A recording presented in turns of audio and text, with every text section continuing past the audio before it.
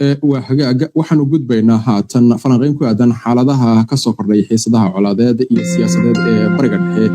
Mawlid, haddii aynu kusii socono arrimahan, maxay ka dhigan tahay in Iiraan ay xirto marinka Hormuz, mise la oran karaa dagaalku dib ayaa u qarxi karaa? maxamed, waan imaan doonaa dagaalku inuu dib u qarxi doono iyo in kale, laakiin waxay ka macno tahay xiritaanka marinka Hormuz runtii waa arrin weyn. waxaan la soconnaa madaxweynaha Mareykanka Donald Trump ilaa iyo shalay galab ilaa iyo xalay inuu ku celcelinayay hadallo faan u badan oo la xiriira Iiraan inay ogolaatay inay wareejiso uraniumkii ay tayaysay, marinka Hormuz inay furtay, sidoo kale inaysan nuclear yeelan doonin, inuu markuu hanjabay waxaan awood u leenahay inaan dagaalka dib u bilowno oo bambaanooyinka aan tuurno. waxaas oo dhan ayaa isbiirsaday iyadoo weliba wadaxaajudo ay socdaan, lana aaminsan yahay wadaxaajudadaasi Bakistan ay wado Mareykanka qudhiisa inuu ka dambeeyo. maxaa yeelay madaxweynaha Mareykanka Donald Trump waxaa ku noqotay laf dhuun gashay iyo xujo dhinacna uga dhaqaaqi karin markii uu yiri Iiraan waxaan ku qaadi doonaa weerar iyo duqeymo ilbaxnimadeeda tirtiri doona ama casir jaahiliga dib ugu celin doona. taa markaynu ka gudubno, Iiraaniyadu markaa waxay isku arkeen ayagoo markaa inay u muuqanayeen in laga guulaysto oo Mareykanku iska dhigay inuu guulaystay oo isaga ay tahay inuu dejinayo qodobada heshiiska iyo waxaasi oo idil. Iiraaniyadu markaa qidad bay isticmaaleen markii hore oo waxay soo rigeen sharuud ah in la furo marinka Hormuz inay ku xiran tahay xabajoojinta Lebanon. ayaga marka waxaa lagu yiri marka hore ku dhawaaqa inaad furtaan marinka Hormuz, way ku dhawaaqeen marinka Hormuz inkastoo laakiin shalay gilkii dambe Abbas Araghchi uu si rasmi ugu dhawaaqay, laakiin Iiraaniyada ayaa horeeyay inay fureen marinka Hormuz iyadoo weliba dekedooda ay xiran yihiin. Iiraan markii ay ogaatay in lagu dhawaaqay xabajoojintii Lebanon oo dagaalkii la joojiyay ayay waxay ku dhawaaqday in la furay marinka Hormuz. waxaa ku xigtay markaa in la qaado go'doominta lagu hayo dekedaha Iiraan, laakiin xalay ayuu cadeeyay Donald Trump ilaa heshiis la gaaro inay xirnaan doonaan dekedaha. marka taasna waxay noqotay qaybteeda in Iiraan ay u aragtay Mareykanku inuusan ka bixin balantii uu qaaday ama uusan ka soo bixin. taasna marka waxay keentay go'aankan dagaalku dib u bilaaban karaa. weli Mareykanku ma soo hadlin dabcan sida muuqata, laakiin Trump waxaa la filayaa goordhow inuu soo tuuro fariin. waxay noqon kartaa hanjabaad inuu yiraahdo ku furan waqti kooban marinka Hormuz, inkastoo aan la filayn inuu hadda kadib waqti qabsan doono, waayo waqtiyadan uu qabsanaya isaga waxay ku noqdeen xujo iyo dabar iyo seeta ay ku noqdeen. hadda marka waxay u muuqan kartaa dagaalku inuu bilowdo. Mareykanku waxaan ognahay ciidamo fara badan ayuu keenay. markabkii ugu dambeeyay George W. Bush hadda wuxuu soo gaaray badda Carabta. waxaa moodaa markaa sidoo kale in kii kale oo Gerald Ford isna gobolka uu yimid. Mareykanku waxay leeyihiin wuxuu yimid badda cas, laakiin muuqaalo dhanka dayax-gacmeedada lagu qaaday waxay sheegayaan inuu ku sugan yahay badda Mediterranean-ka meel xagga sare ka xigta Gaza iyo Israa'iil xagga sare ka xigta, halkaas ayuu ku sugan yahay hadda markabkaasi. marka xaaladdu way adag tahay. Iiraaniyada waxaa moodaa hadda in la soo baxeenba geeso la'aad. waa gartay Mawlid, inkastood ka hadashay in Mareykanka uu ka hadlay arrintaasi, warar kale oo dheeraada oo rasmi ah Mareykanka ka soo baxay ma jiraan oo arrimahan looga hadlay? ilaa hadda ma jiro war rasmi ah oo ka soo baxay go'aankan Iiraan ka soo yeeray oo ah inay dib u xireen marinka Hormuz. dhagtaa loo taagaya waxa uu dhihi doonaa Donald Trump iyo tallaabada uu qaadi doono. sidaynu la soconana xabajoojintii waxaa ka dhiman 3 maalmood. haddii ay wax isbedelaan waxay noqon kartaa in ama la suga xabajoojinta ilaa 12 bishan inta ku eg tahay, amaba in dagaalku toos markaasi u bilowdo iyo in wadaxaajudadu ay guulaystaan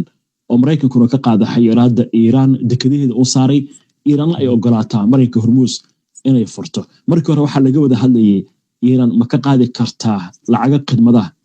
maraakiibta, wayna ka qaadaba. hadda waxaynu maqlayeen warbixinta sheegaysa ilaa 20 markab oo diyaar u ah lacagta inay dhiibaan inay xayiran yihiin. mushkiladana waxa weeye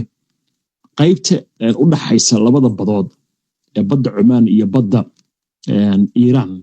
miinooyin badan ayaa ku aasan. marka maraakiibta waxay ku qasban yihiin dhanka Iiraan inay u dhawaadaan, gaar ahaan jasiiradda Larak. halkaas marka haday yimaadaan Iiraaniyada waxay leeyihiin biyahanaad ku jirtaan inkastoo laakiin maraykan dhanba uu iiraan iyo u dhexeeya cumaan gebi ahaanba laakiin waxaa jirta meel lagu doodi karo oo la oran karo biyahan waa biyo dhexe oo ay maraakiibtu tahay inaysan lacag bixin oo ay maraan halkaas marka way miinaysa iiraan mushkiladda marka hadda taagan waxa weeye maraakiibtu waxay u dhowaanayaan jambiga xiga ee iiraan halkaas markay soo maraan iiraan wax kasta ay samayn kartaa waxaana shuruuddii iiraan markii hore ka mid ahaydba gebi ahaanba wax maraakiiba oo maraykanka israa'iil ay leeyihiin halkaas inaysan ka gudbin iyo maraakiib military noocay doonaan ha noqdeen xitaa kuwa iska leeyihiin wadamada khaliijka ma ogola iiraan halkaas inay ka gudbaan arrintu marka meel adag bay maraysaa maxamed waa gartay marka ma la oran karaa in go'aankan ka soo baxay ciidamada IRGC uu ka macno yahay in khilaaf uu ka jiro gudaha Iiraan arrintaas horta shaki weyn ayaa gudaha ka jiray ilaa iyo xalay ilaa iyo saaka gaar ahaan galankii dambe shalay sidoo kale war weyn ayaa soo baxay oo xitaa barnaamij baynu caawa ka samayn doonaa barnaamijka maxaa cusub ayaanu faahfaahin badan ku samayn doonaa arrinkaasi laakiin waxaad moodaa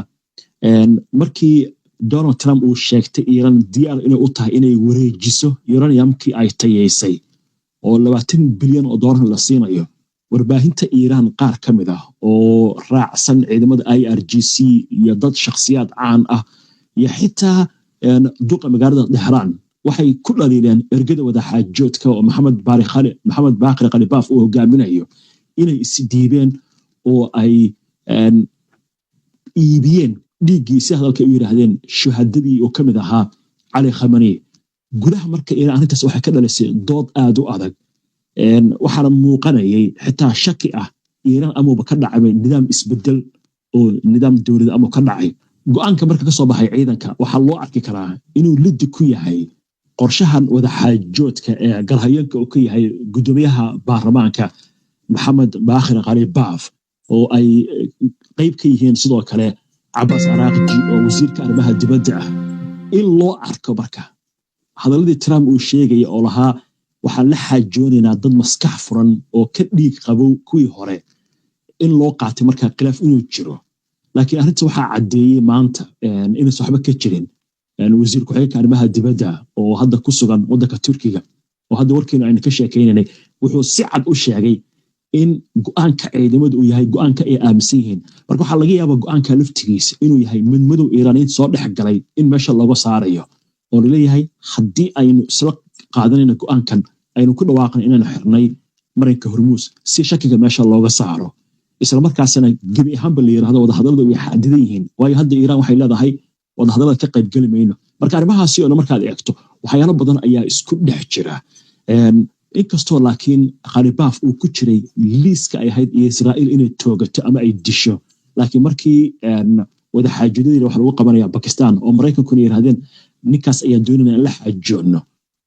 Pakistaaniyiintu waxay Mareykanka ka dalbadeen in laga saaro liiska Israa'iil liiska way ka saartay siyaas ayuu ku tagay Pakistan marka waxyaalo badan oo isdul saaran ayaa jira laakiin waxay u muuqataa Iiraaniyiinta inay hadda u arkayaan in markii hore ay degdegeen oo waxyaalaha qaarkood ay ogolaadeen laakiin hadda ay u baahan yihiin cagaha dhulka inay ku hayaan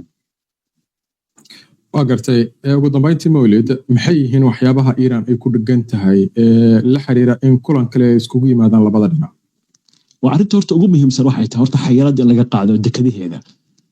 Mareykanka hadda wuxuu isku arkay inuu guuleystay dagaalka ku guuleystay dagaalkana kuma guuleysan umaradan markaa dhageysato waxay leeyihiin waxay la noqotay la yaab sidii Iiraan ay ku aqbashay ilaa iyo hadda iyadoo xayiraad ay saaran tahay haddana inay wada xaajood gasho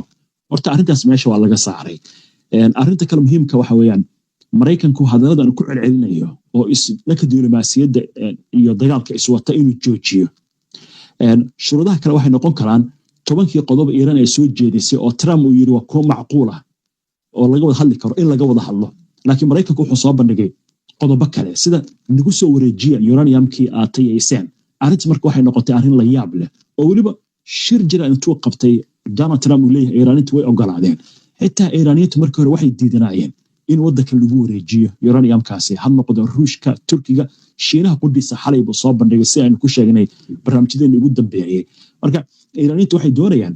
qodobadii ayagu ay soo jeediyeen in laga wada hadlo laakiin wax ka baxsan aan laga wada hadlin waayo haddii laga wada hadlo uraniumka kadibna waxa ku xigta arrinta gantaalada laga wada hadlo kadibna waxa ku xigi karta kooxahan ay taageerto Iiraan